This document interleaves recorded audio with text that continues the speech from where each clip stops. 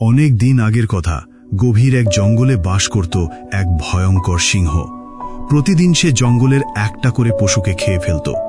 যদি কেউ না যেত তবে নিজেই শিকার করত। জঙ্গলের সব প্রাণী খুব ভয় পেত, আর ধীরে ধীরে সবাই হতাশ হয়ে পড়েছিল।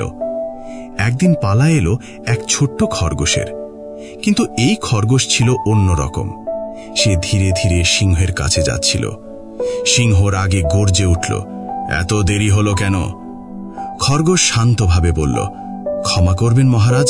পথে আরেকটা সিংহ থামিয়ে দিল। সে বলল, এই জঙ্গল তার অধীনে। সিংহ হুঙ্কার দিয়ে বলল, আমাকে তার কাছে নিয়ে চলো।